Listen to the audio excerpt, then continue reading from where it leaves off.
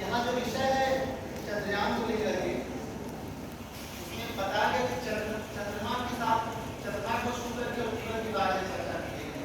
तो हमारे यहाँ चंद्रमा के बारे में बोला गया है कि शशीना जनिशा निश्चय शशि शशीना निश्चय च विभाग, अर्थात चंद्रमा से रात्रि की व रात्रि से चंद्रमा की शोभा होती है और इन दोनों से आकाश शोभित होता है। आप सभी जानते हैं कि चांद को छूते हुए जीवन को छूने की बात की गई है।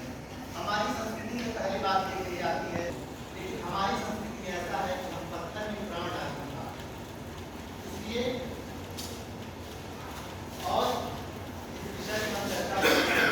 यह विषय की उसी भांति है कि विद्वान बैठे हुए हैं और हम इसमें चर्चा कर रहे हैं, उसी भांति है कि सामने तुलसीदास बैठे हुए हैं और रामचरित मानस हमको 2023 चंद्रमा की दक्षिण ध्रुव में लैंड किया था और आज इसके साथ ही सबसे पहले उपलब्धि ये हासिल की कि उसने वो पहला देश बना जिसने चंद्रमा के दक्षिणी ध्रुव पे सॉफ्ट लैंडिंग की। और दक्षिणी ध्रुव इसलिए इम्पोर्टेंट है कि ध्रुव पे अभी तक कोई देश पहुंच नहीं पाया है, जबकि अन्य देशों की तुलना में चंद्रमा पर कदम रखने वाले, चंद्रमा को लैंड करने वाले चौथे देश बने हैं।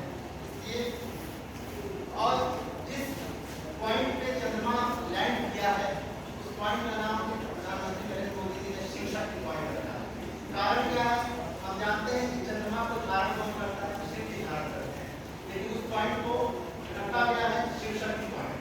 तो अटल जी ने भगवान शिव के लिए कहा है कि मैं आज पुरुष निर्भरता का वरदान लिए आया हूँ, पर पैदीकर सब मरते हैं, मैं आज अमर हुआ वो विष पीकर, अधरों की प्यास बुझाई है मैंने पीकर वो आग प्रकर, वो जाती दुनिया हस्पताल जिसको पल भर में छूकर, वैसे व्याकुल दुनिया ने प्रारंभ किया मेरा पूजन, मैं नर नारायण नील बन गया नहीं संसार हिंदू धर्म।